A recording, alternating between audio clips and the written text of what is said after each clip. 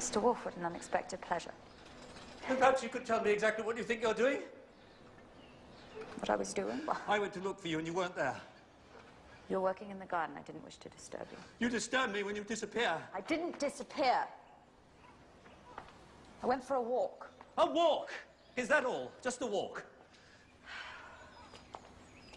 Virginia, we must go home now. Nellie's cooking dinner. She's already had a very difficult day. It's just our obligation to eat Nellie's dinner. There is no such obligation. No such obligation exists. Virginia, you have an obligation to your own sanity. I've endured this custody. Endured this imprisonment. Oh, Virginia! I am attended by doctors everywhere. I am attended by doctors who inform me of my own interests. They know your interests. They do not. They do not speak for my interests. Virginia, I can see that it must be hard for a woman of your... Of what? Of my what, exactly? Your talents to see that she may not be the best judge of her own condition. Who then is a better judge? You have a history! You have a history of confinement. We brought you to Richmond because you have a history of fits, moods, blackouts, hearing voices. We brought you here to save you from the irrevocable damage you intended upon yourself. You've tried to kill yourself twice. I live daily with that threat. I set up the press. We set up the printing press, not just for itself, not just purely for itself, but so that you might have a ready source of absorption and of remedy. Like needlework? It was done for you! It was done for your betterment! It was done out of love! If I didn't know you better, I'd call this ingratitude. I am ungrateful. You call me ungrateful? My life has been stolen from me. I'm living in a town I have no wish to live in. I'm living a life I have no wish to live.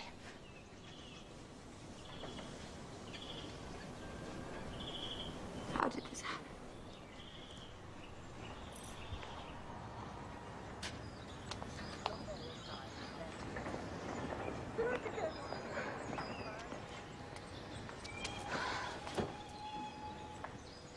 It is time for us to move back to London.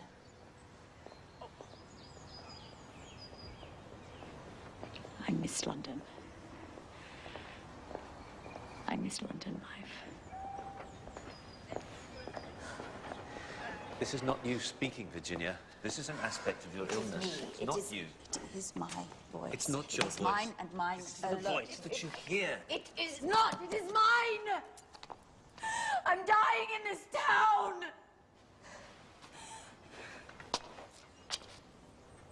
If you were thinking clearly, Virginia, you'd recall it was London that brought you low. If I were thinking clearly. If I were thinking clearly. We brought you to Richmond to give you peace. If I were thinking clearly, Leonard, I would tell you that I wrestle alone in the dark, in the deep dark, and that only I can know, only I can understand my own condition. You live with the threat, you tell me, you live with the threat of my extinction. Leonard, I live with it too. This is my right. It is the right of every human being. I choose not the suffocating anesthetic of the suburbs, but the violent jolt of the capital. That is my choice.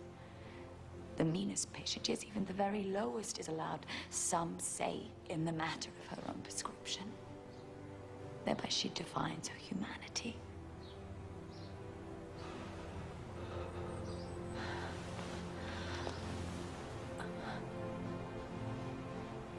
I wish, for your sake, Leonard, I could be happy in this quietness. But if it is a choice between Richmond and death, I choose death.